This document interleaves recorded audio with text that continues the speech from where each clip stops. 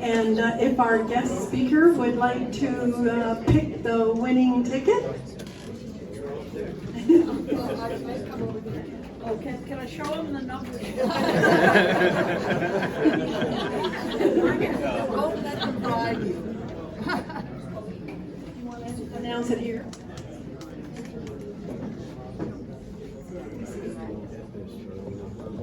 The last four numbers are 2976.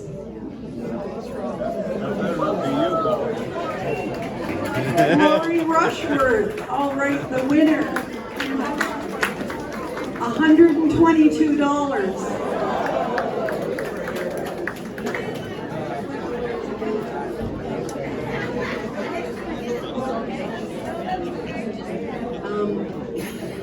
I would like to call Doug Bickerton up to make the introduction for our speaker.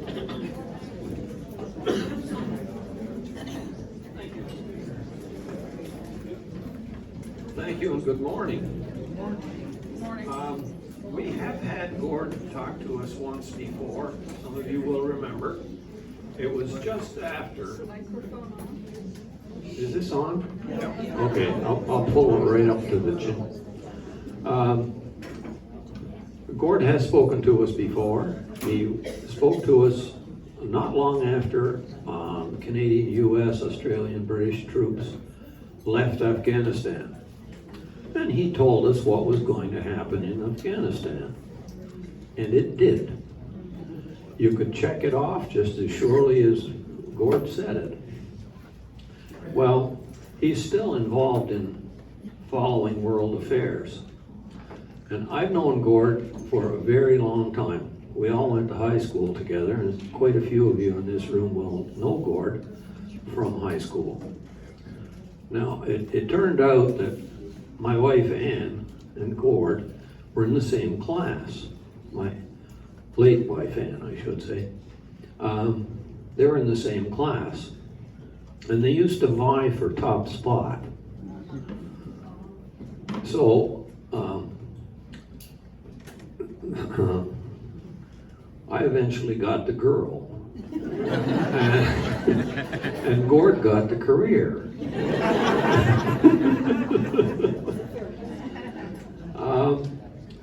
GORD is a native of Gananoque and still comes here in the summer. He's an island resident out on Corn Island.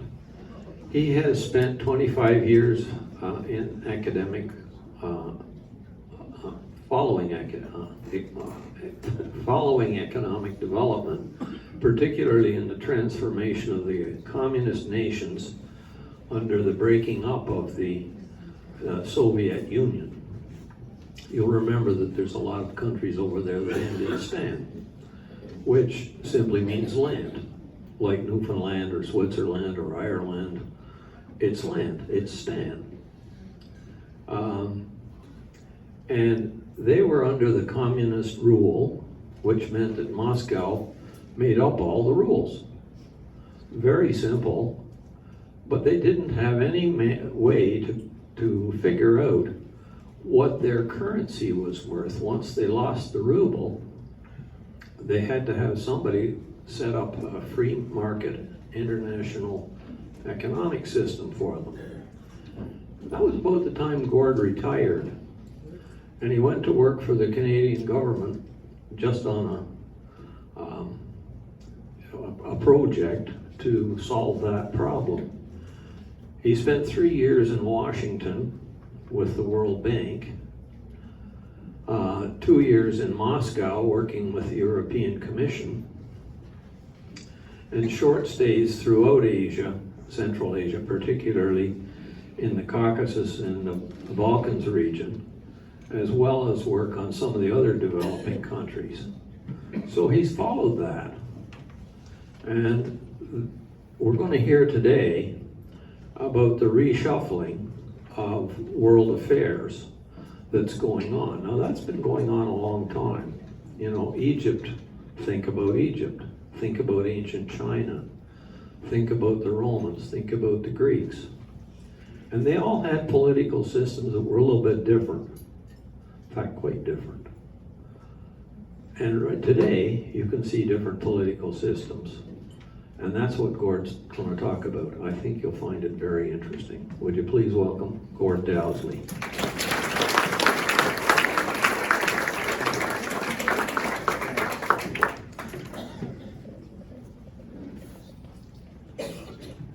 Well, thank you, Doug. Actually, Ann and I used to buy for the Marks, but I never beat her, so.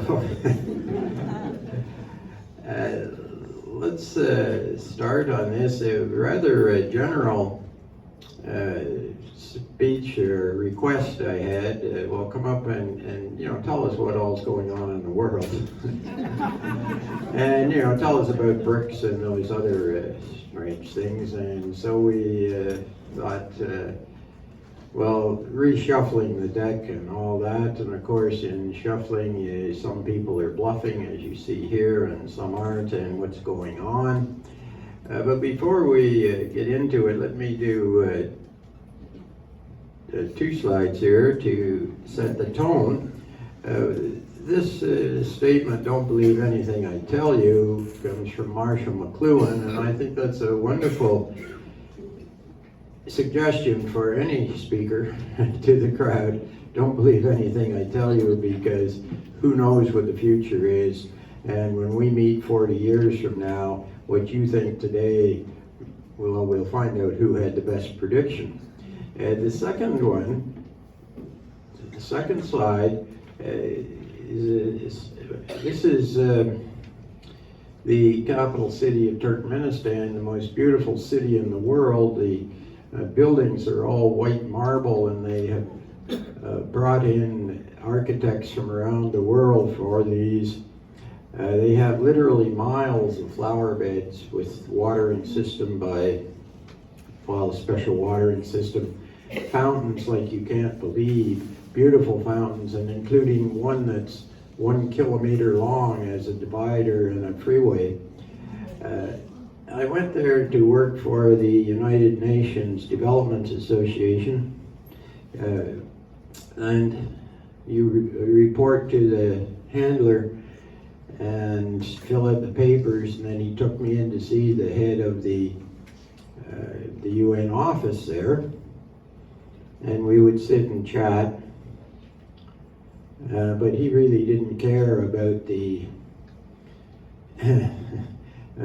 capital adequacy ratios or the various other things we were talking about in the insurance, so we would always drift on to a discussion of world affairs. And he himself was the child of a British diplomat and a Saudi lady,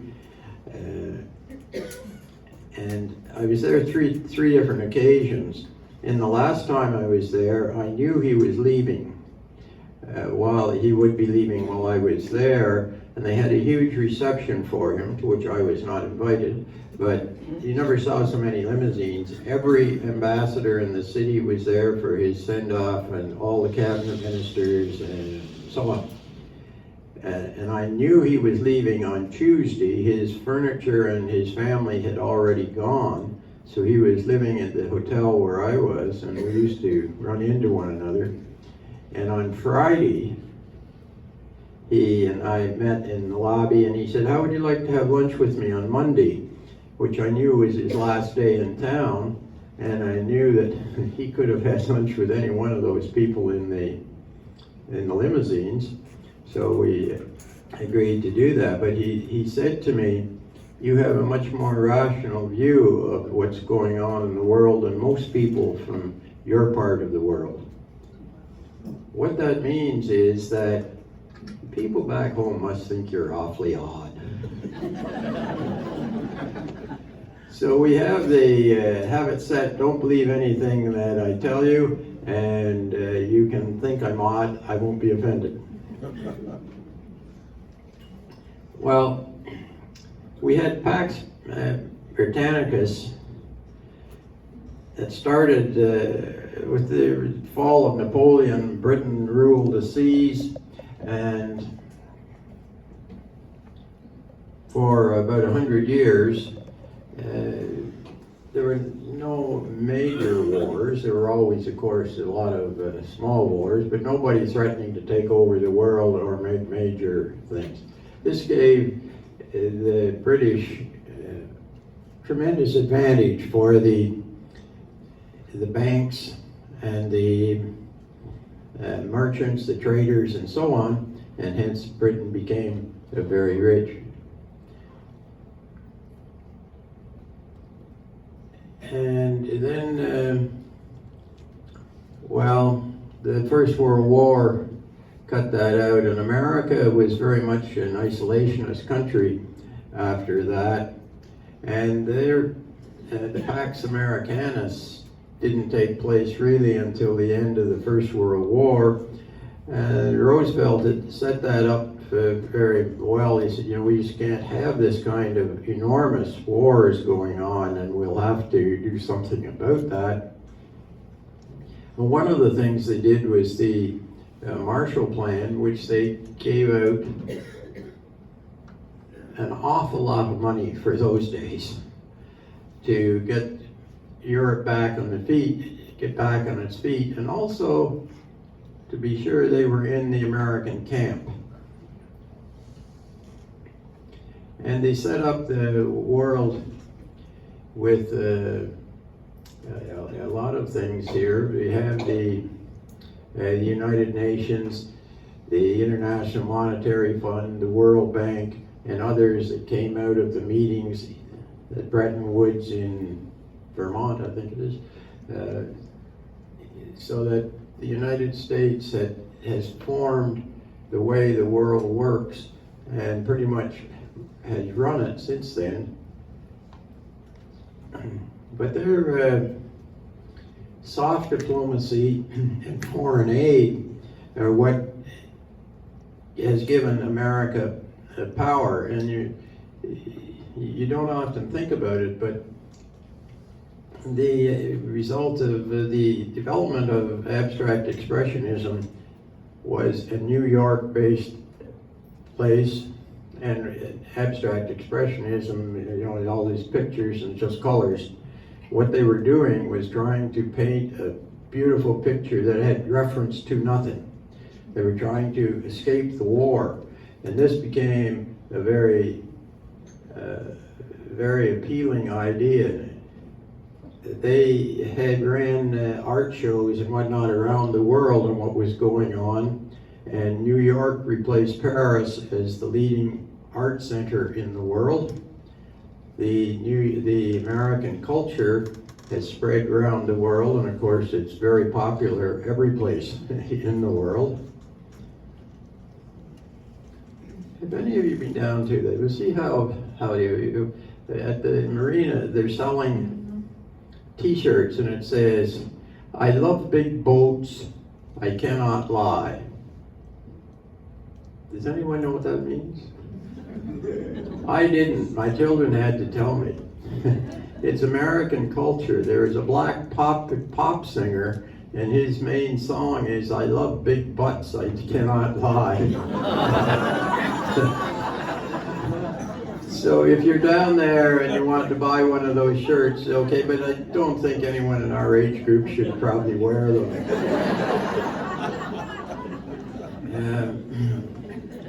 Well, they did a lot of things, and the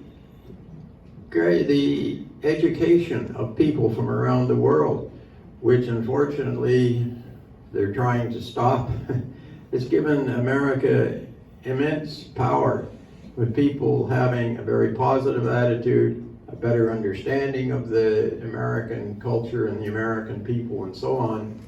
And the extent of that is, I can give you an example, because the Russians tried to do the same thing, and in 1960 they opened People's Friendship University to educate people from other parts of the world too. And in 2010 they had their 50th anniversary, and at their big banquet, I'm told, they just read out telegraph after telegraph after telegraph, or letters from presidents and senior ministers of countries, particularly through Africa. So an amazing support, and that's important for the power of the leading nations. Well, you can also see there's a parallel in economics.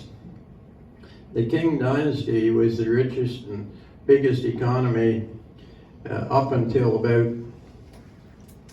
the time that Britain passed them in 1810, 1816, somewhere in through there.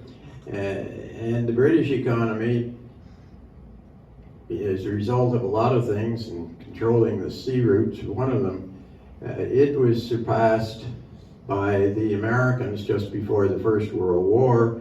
And then once they got over their isolationist move, they became the big power. So you have to think, well, there is some connection with the power in the world and the size of the economy. And here are the economies of the world today.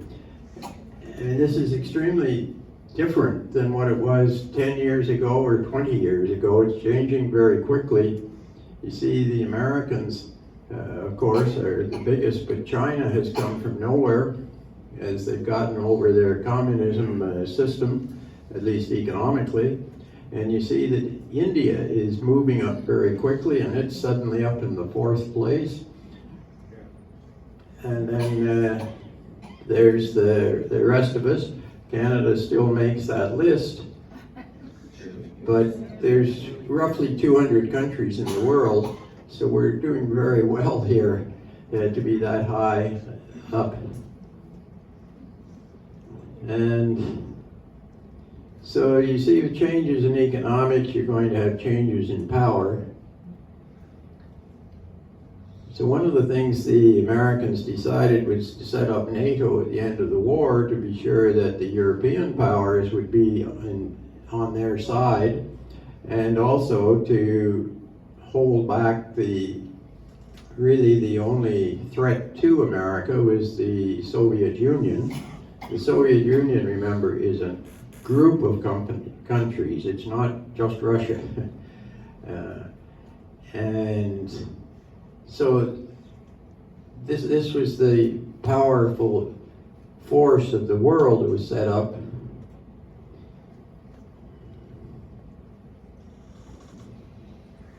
And of course there's questions as to whether or not what's America doing in NATO? They don't really have a threat from Russia anymore for taking over the world, and should they drop out of NATO, maybe they will, maybe they should.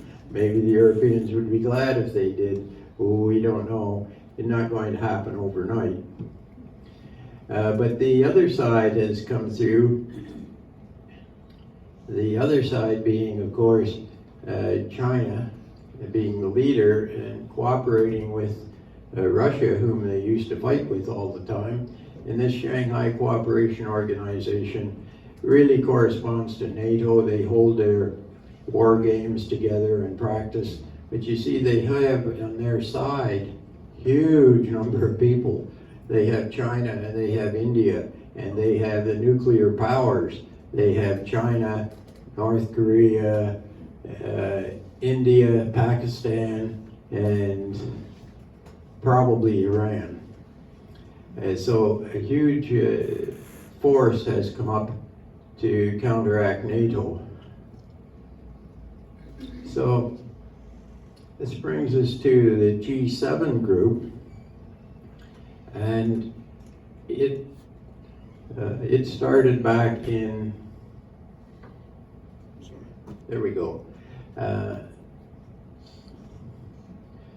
It's with the seven, well, it used to be the 7 biggest nations in the world, but that's changed now with the growth of China and India. And there was more than economics, so they were talking about liberal democracy, and they wanted those objectives in their programs as counteraction to Russia and the Soviet Union. So it was not only economics, it was the liberal democracy that kept them together. And the first meeting was held, well, they had a couple of meetings. It was, but the first one held in, I had trouble reading the signs from this angle. 74, was it? Yeah. Well, they had it up to 6, and then they decided that they needed another English-speaking leader, and they needed leaders who had been in power a bit longer, and Pierre Trudeau had been in power for 8 years, so Canada became a member and made it G7. And then it went up to G8 because things had changed in Russia, and Yeltsin had come in and they were headed for liberal democracy with elections and all that. But then Mr. Putin showed that he didn't give a damn about liberal democracy. In fact, he was making a speech yesterday at the PERCS is holding a conference in Rio, I believe, right now. And Putin can't go because the International Criminal Court has a, it's the same as George Bush. They can't go overseas. And he said, well, liberal democracy is dead. That's just a crazy idea. That's disappearing, and we're going to show them. Well, he had gone into, of course, the Crimea, and because of this, he got kicked out of the G8, and it's back to the G7. And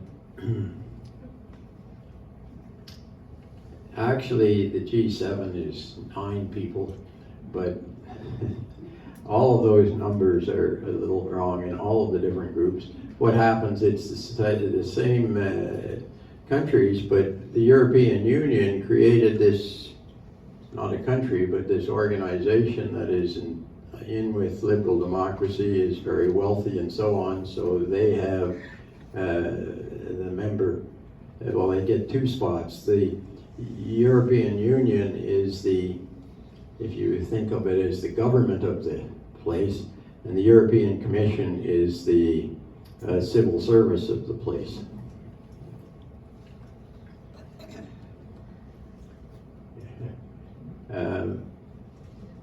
You can see there's been a lot of change over the years. In when we first started, see, in 30 years ago, it was 70%. What is it, 40% up there? 44. 44. So, G7 is no longer economically as strong as it used to be relative to the world. Oh, there, yes, you can see it's quite a difference. Well, in 1999, we had an Asian financial crisis, and a bank in Thailand went down, and it just destroyed large parts of the world. Even over in New York suffered greatly from it. Indonesia, Japan, all because the bank didn't do too well. And this set up some new ideas that, well, there's something wrong with the economy here, that smaller countries could do this. So G20 was set up, and you can see them in the red, and they cover a large part of the world, not so much in Africa, but it's and the guy who was the big mover on that was Paul Martin, and his influence on the world economy, and it's hard to describe it. It's been so immense. Of course, we don't think of that. He didn't do that well as a prime minister, or at least he didn't stay in office very long. But he was the one that put together the idea that, look, the world has changed. It's not just 7. Let's try a group with 20 countries. And he was the moving force in that.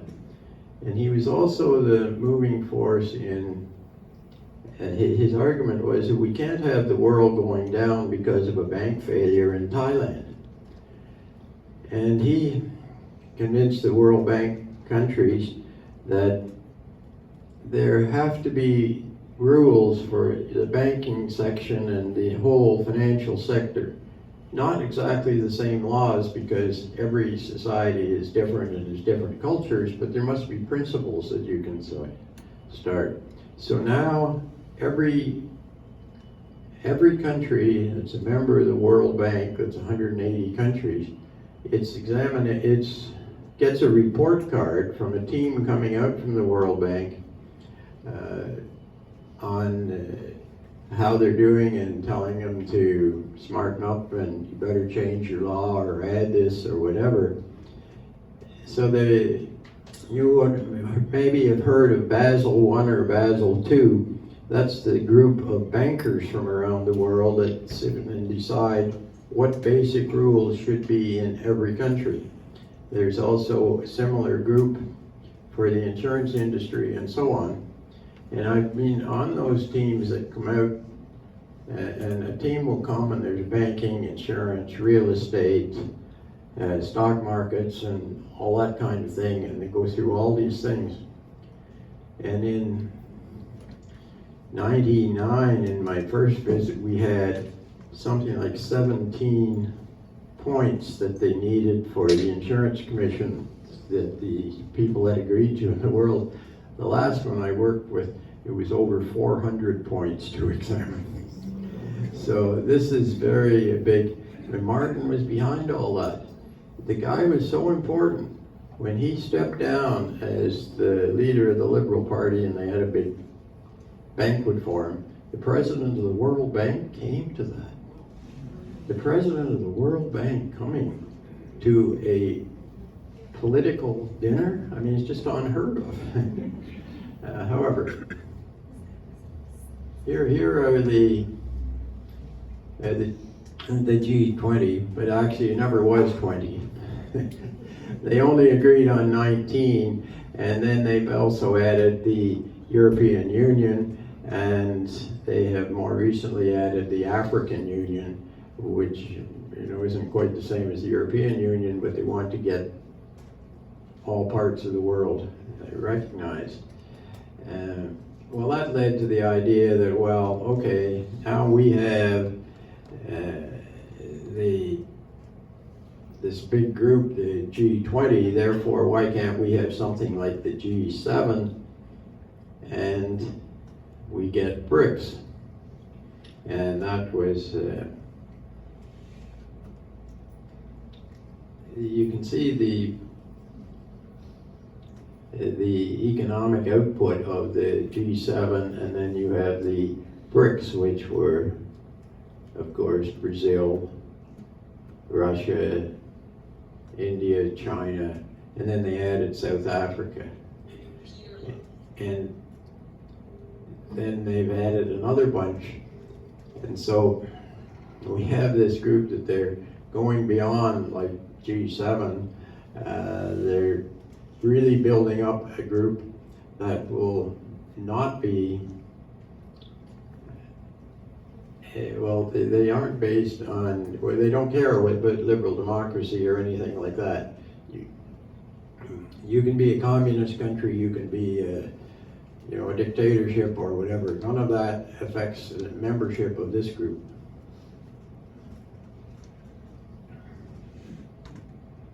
And when these groups meet, you have, they invite other groups, as we saw in the G7 group out in a meeting in Alberta, and they bring in other countries depending on what the situation is at the time.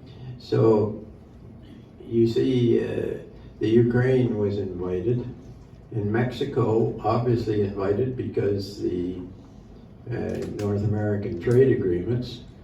South Korea and Australia. Well, Australia is in with us in so many things, and South Korea, of course, is a very important group. And we like to have some group over there that maybe isn't that keen about China. And they also invited the World Bank, and they invited NATO. And so this brings us to the role of multilaterals. And multilateral is an organization that is owned by a number of countries. And the World Bank is an example of it. And it's an interesting thing. It came out of Keynes, the great economist, who talked about regulating fiscal policy being used to prevent depressions and all. Came up with this idea, and they developed the World Bank for Reconstruction and Development coming out of the war.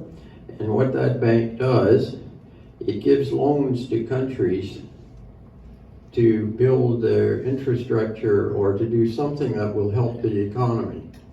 And they don't give the loan unless there will be a significant improvement in the economy. Now, sometimes the loans are for something like vaccinations, which affected. Most of the loans over the years have been for dams and bridges and roads and airfields and so on. So where did that money come from? And you may have heard, particularly in the US, you will hear people stop and say, I'm tired of giving money to the World Bank. We've given too much money to the World Bank. If you hear that, you know that person has no idea what he's talking about. Nobody has ever given any money to the World Bank. No country has put up any money. Now that's, there are a couple of small, I'll go over the couple of small exceptions, but that isn't how the bank works. Nobody has put money into the capital of the World Bank. What they do is that, and it's not a corporation, it's not organized under the corporate law of any country. It's a treaty organization between between countries. And each country becomes a shareholder, if you wish, and the number of shares it holds is related to the size of the country, and it agrees.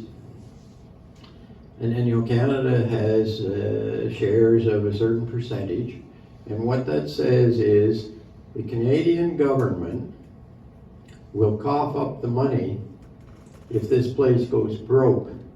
We will pay X percent, depending on the number of shares you have, up to a limit of Y dollars. That's how the bank works. It's a bunch of IOUs. And so where does the cash come from? They issue bonds on the bond markets of the world. You can get them in Toronto. And if you're investing your money for long term, you can't get a better investment than a World Bank bond, because it's backed by 180 governments, not just the Canadian government, 180 governments. So your cash is safe. So you get a lower rate of interest. The bank then, let's say it got it for 3%, what they agreed to pay. They will lend it to some other country at 5%, and that 2% is where the money comes from to run the bank. That country that's paying 5%, they couldn't get a loan at all on the bank in many cases, and if they did, they'd be paying 9%. Now there are a couple of exceptions where some money has been put in. There is a fund for the very poorest countries, and that goes in and they give 0 interest rates, and many times end up writing them off the debts and so on. So there's a bit of that. And then there's another one, actually the trust funds, countries, Canada included, say, well, you know, we would like to give so much to Africa, but we don't have very many embassies over there. We don't really know what is needed.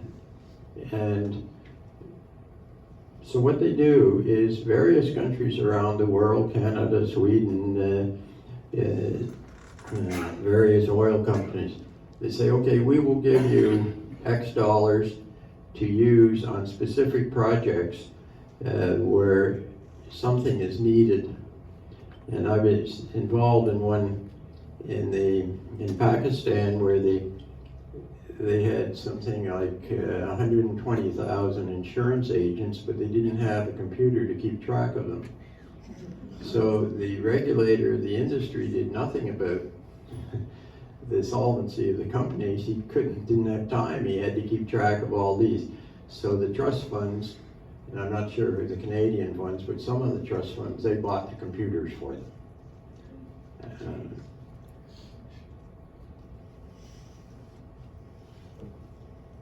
So this turned out to be kind of a good idea, these multinationals and multilaterals. So the various banks have been set up, and you see the Americans were the key movers to set up the Inter-American Development Bank. It's in Washington. Canada didn't belong for some reason. Well, I guess we didn't have much interest in the Caribbean and South America. We joined, I think, about 2000 or something. And then you get,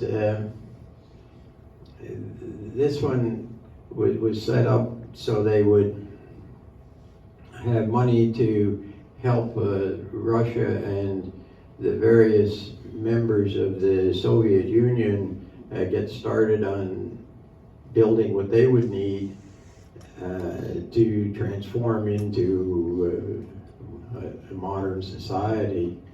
And then Japan got going and thinking, well, you know, we're quite interested in the Pacific and all that, so they started the Asian Development Bank based in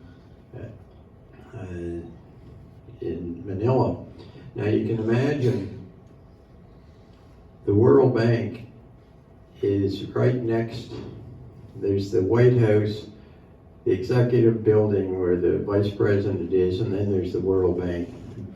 The Americans control the World Bank.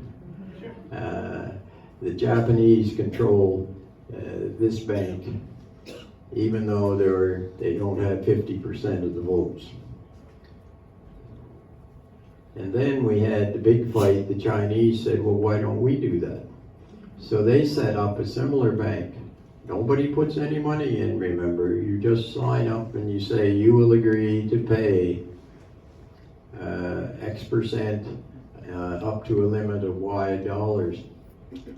And this became a very important organization because it lends the money to the countries in Europe, in Asia in particular, that need to build their railways or the roads or whatever in order to import the stuff from China. Well, the Americans really had their, they thought these people had a lot of nerve trying to pull off a trick like this. So they really went after it and tried to stop it forming and all that, but it did form. Canada is a member. The US and Japan are not members. And then we have the elephant in the room is the nuclear power in Iran. And you know, I'm amazed at that. I will be very surprised if Iran has not had nuclear bombs for 20 years. Do you remember Pakistan? India was threatening them consistently, and nobody knew, presumably nobody knew, if Pakistan had nuclear weapons. And finally it reached the point where India was lining up its troops, and Pakistan said, okay guys, let's show you what we have, and they let off and it bombed. I remember well because I was in Islamabad shortly after, and Colin Powell, their foreign minister of the U.S. was over there at the time trying to get them to cool it, which he did. I was glad he was in town because I knew they wouldn't come after us with the nuclear weapons if he was there. And it's not hard to build an atom bomb. Here's an atom bomb right here. It's about this high. That's from the Technical Museum in Moscow. Not very big, it's only about 1 meter in diameter. You see, it's well protected in the museum because people like us, you know, with their canes and our walkers and our wheelchairs, you bang into that, it makes a hell of a mess. So they've got a nice gold braid around there to protect us, but not very much, not very big, and it's not very difficult. I mean, back in 1975, there was a political science student, not a physicist, wrote a paper at Princeton, his term paper on how to build a bomb, talking about terrorism. He was able to figure that out. He wasn't even a physicist. I know people who know how to build this. I mean, you know, I know people who studied nuclear physics. And you think that they don't know how to put that bomb together, and with the nation behind it, that they don't have those? And right next door is Pakistan. In Pakistan and Iran, I'm always amazed how close the two of those are. If they have a problem, they just call up their colleague in Pakistan and say, listen, you know, should we use switch A or switch B to put here? And they've got their answer. And the problem is, do they have the ability to deliver those? Not very much, not very big. And the amount of the critical mass required, you could hold in one hand of the enriched stuff. So, you know, I really can't believe that they don't have that, the same as Pakistan had it. Well, we had these recent attacks, and that brings down the question of what happened there, and I think it was a big failure for the Americans. The Americans have talked since 1970s that they're the only people that can deliver a bomb the size that's required, and it can go right through a mountain if you want. And they attacked, and it was very impressive. I mean, they were able to send drones or planes or whatever from any place in the world to attack that spot. And they talked about how that big bomb was going to go right into that mountain and blow it up. And I thought, this is crazy. Do you think that they're going to keep all their enriched uranium in one spot? Do you think they're going to have their bombs all in one place? And if you know that somebody has the ability to break down your front door, aren't you going to go and put another piece of plywood on it or something? And then they showed pictures of the trucks bringing in stuff.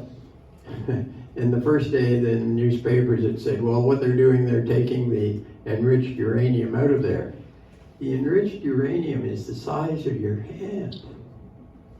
You don't need trucks. That's not what those trucks were doing. And then the second day, they said, well, actually, they're putting sand up in front of the door. And I guess that's what they were doing, I don't know, because the Americans didn't win. They put a bomb right at the door, but I don't think they've even claimed that the bomb went in and blew up that big room inside. So what does that do to American prestige? What does that do to the fear that other countries would have of American weapons? And that leads down to, is China going to go after Taiwan now with the Americans showing such weakness? It will be interesting, and there are articles in the paper yesterday that China is trying to cool it with their leader. So,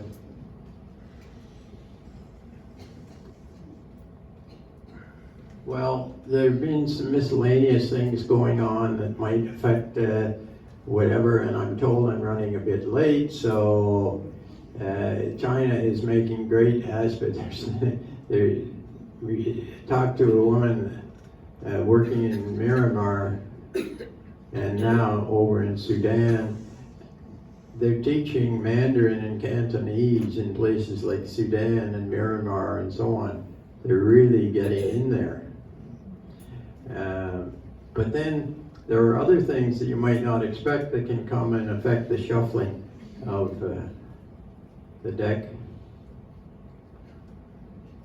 One of them is the billionaire philanthropists, and we see this movement starting out with Bill Gates and Soros and other people, and that has to have a big effect on the international business. I mean, George Soros is a saint with his money. He has one problem. His crime is that he's Jewish, and the anti-Jewish people around the world are always going after him. But I've seen his products trying to produce liberal economies around the world paying off. So all of these have to have an effect, and they're taking the place, perhaps, of the government's foreign aid programs. And another one is AI is coming in, and we have the reason they moved so much production out of North America is to reduce labor costs. Well, if artificial intelligence can reduce the labor costs, then you won't have to move the factories overseas. You might even bring the factories overseas back to America if you're Donald Trump. And the result is, what's going to happen to those economies if they stop making shirts for us in Thailand or Sri Lanka or wherever they're going to make them here? Well, it's got to affect the relationship between the West and those places, because we're not trading, and the production of the shirts is not so important to their economy and so on. And so who knows what's going to happen. I just say we shouldn't write off the Americans too quickly. They're still our friends, and it's good neighbors in many ways. But they control the seas. They do have a very powerful military. They do have the most powerful economy. They have a remarkable ability to get organized and so on. And so we're not going to see any big change there, but we may very well see that instead of Pax Americana, we have a Pax Americana and China, and we hope that they will be able to get by. And I'll stop here and say, well, we don't really know what's going to happen, but some will bluff, some will win, and let's hope that we all end up happy.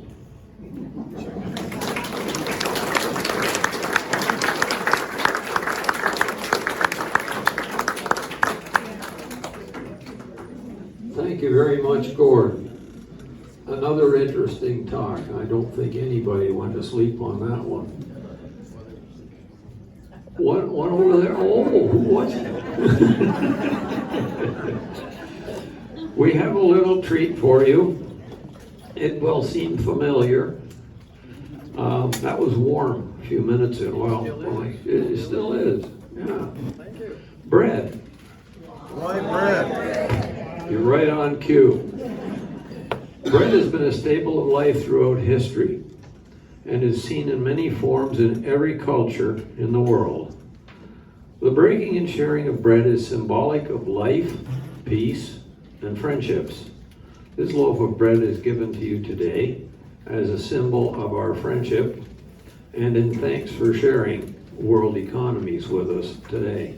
Thank you. Don't eat this part. That part you can eat, this part not. Well, I'm going to pay for your lunch anyway.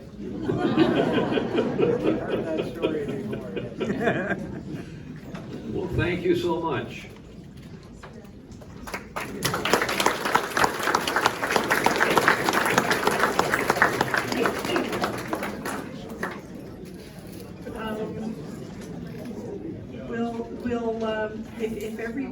just hold their seats for a minute. We have one announcement after I adjourn the meeting. And I don't think there's anything else I needed to do. So I'll officially adjourn the meeting. And if I could have Anne Marie was going to make an announcement.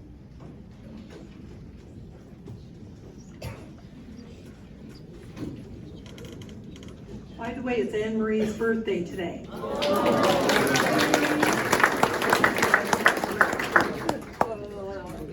Which is why. Just a reminder, at the Legion tonight, live music, Tim and Terry are playing. And it is my birthday, and it is it is for dancing, so please do come. It's an open invite at the Legion.